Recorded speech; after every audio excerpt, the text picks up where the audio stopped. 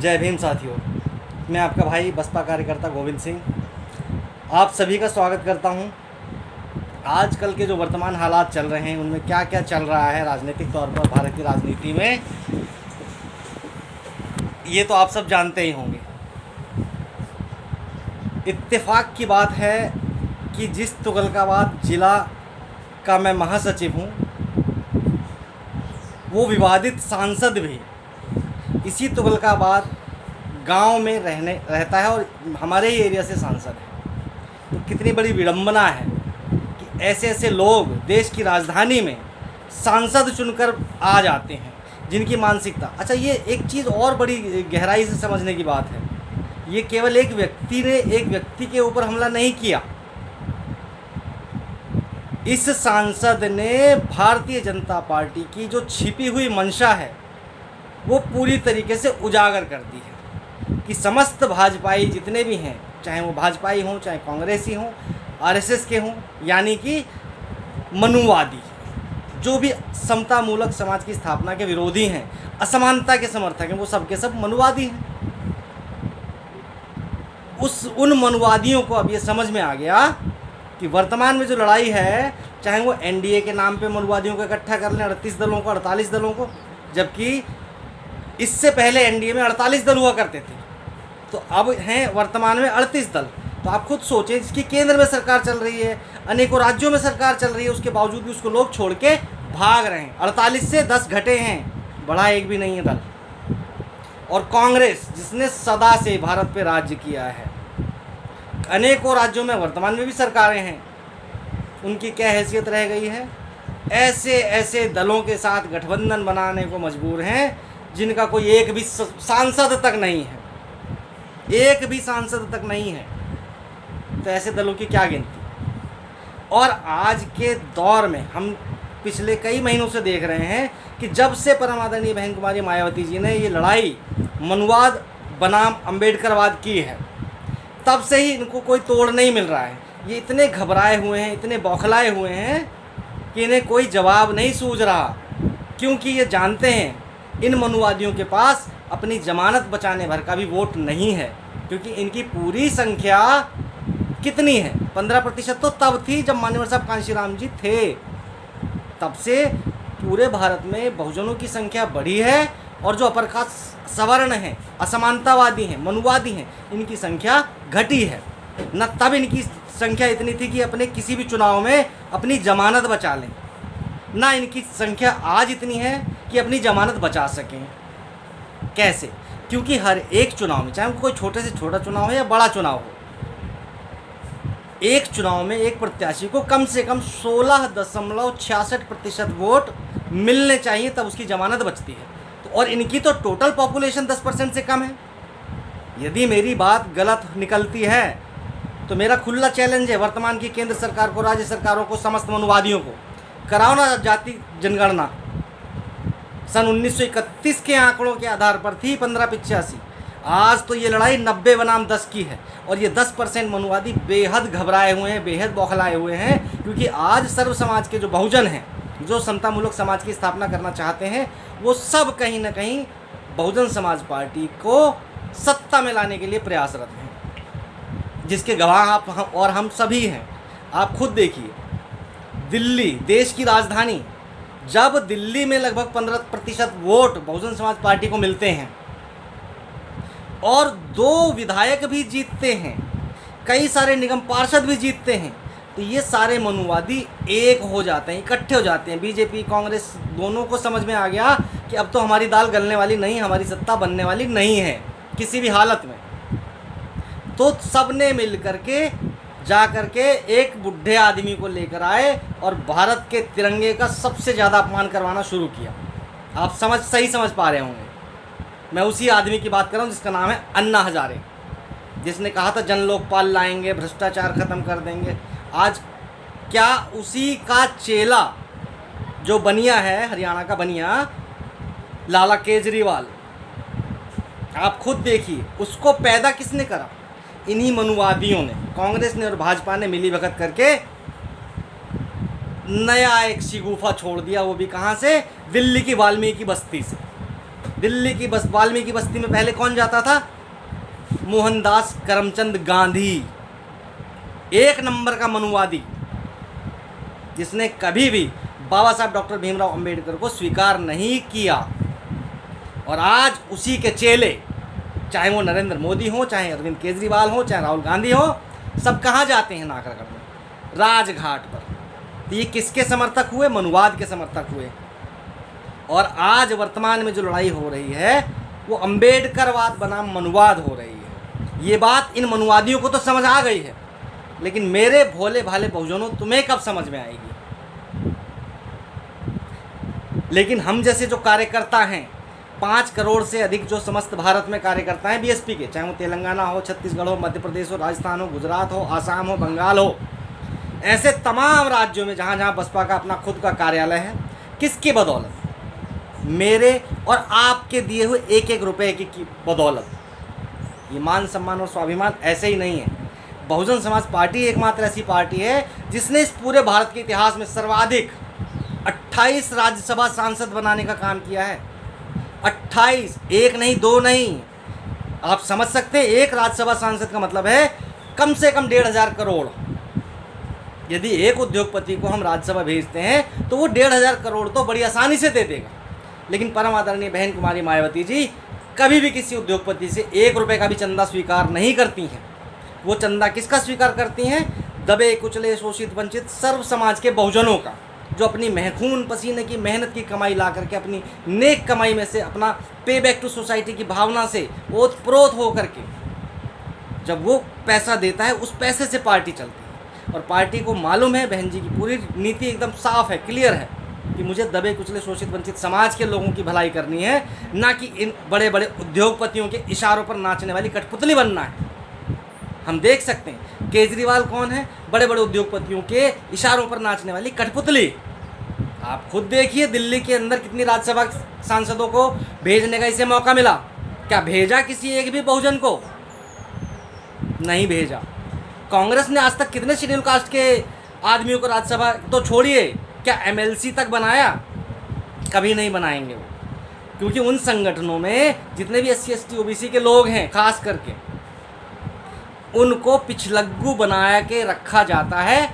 उनको कभी विंग में डालेंगे, कभी बैटरी में डालेंगे, किसी सेल में डालेंगे, किसी मोर्चे में डालेंगे, लेकिन कभी मेन बॉडी में जिम्मेदारी नहीं देंगे। आपने देखा होगा अपने आसपास, थोड़ी सी नज़रें खोल कर देखिए, कांग्रेस का संगठन उठा के देखिए, आम आदमी पार्टी का संगठन उठा के देखिए, भाजपा का संगठन उठा के देखिए, क्या किसी OBC के व्यक्ति को, या शेड्यूल कास्ट के व्यक्ति को, या शेड्यूल ट्राइब के व्यक्ति को, या किसी अल्पसंख्यक समुदाय के व्यक्ति को कभी इन्होंने अध्यक्ष बनाया है, महासचिव बनाया है, या मेन बॉडी में कोई जगह दी है? उसकी जगह कहाँ होगी? अनुसूचित जाति मोर्चा, OBC मोर्चा, किसान मोर्चा, ये विंग, महिला विंग, छात्र विंग, मतलब जितने हमारे बहुजन समाज के लोग के हैं, उनकी यही हैसियत रह गई है कि पिछलग्गू बने रहेंगे, उनकी जय जयकार करते रहेंगे, उन्हें थाली में परोस के सत्ता देते रहेंगे, लेकिन खुद राजा नहीं बनेंगे। जबकि बहुजन समाज पार्टी आपको खुद को राजा बनाना चाहती है। आप सबको मालूम ही होगा, माननीय रामजी गौतम साहब, मेरे और आपके जैसे ही बहुत छोटे से कार्यकर्ता, जिन्होंने निस्वार्थ भाव से, पे बैक टू सोसाइटी की भावना से बहुजन समाज पार्टी के लिए काम किया, और उस काम से घबराकर मनुवादी कांग्रेस के लोगों ने राजस्थान में क्या अन्याय अत्याचार किया उनके साथ। तो बहुजन समाज पार्टी वो पार्टी है जो अपने कार्यकर्ता के मान सम्मान को कभी गिरने नहीं देती, और इतना मनोबल दे देती है, यदि जो अन्याय माननीय रामजी गौतम साहब के साथ राजस्थान में हुआ, यदि किसी सामान्य मानसिकता वाले व्यक्ति के साथ होता तो शायद वो जीवित नहीं होता। लेकिन बहुजन समाज पार्टी के जो वैचारिकी है, जो विचारधारा है, जो महानायकों का जो आंदोलन है, तथागत गौतम बुद्ध से लेके फुले शाहू पेरियार, मान्यवर साहब कांशीराम, बहन जी जैसे जितने भी महानायक महानायिका हुए हैं, जब हम उनके बारे में जानते हैं, उनके संघर्षों को देखते हैं, पढ़ते हैं, समझते हैं, आत्मसात करते हैं, तो हम मानसिक तौर पर जो हमारा मनोबल है बहुत ऊंचा हो जाता है। और इसी मनोबल ने मान्यवर रामजी गौतम साहब जैसे व्यक्ति को बचाए रखा, क्योंकि वो मानसिक तौर पर बहुत मजबूत है, क्योंकि वो बसपा की विचारधारा को जानते हैं, समझते हैं और दिन रात उसी को जीते हैं। तो मेरी जितने भी मेरे सम्मानित साथी मेरी इस वीडियो को देखेंगे, उन सबसे भी यही अपील है कि यदि आप खुद राजा बनना चाहते हैं, जी हाँ, अगर आप खुद राजा बनना चाहते हैं तो आप अपने आप को वोट दो, अपनी खुद की सत्ता बनाओ, हाथी का बटन दबाओ, और तो कुछ करना नहीं है। आपको सड़कों पे जाकर मांगने वाला नहीं बनना है, आपको देने वाला बनना है, और वो भी 5 साल में एक बार।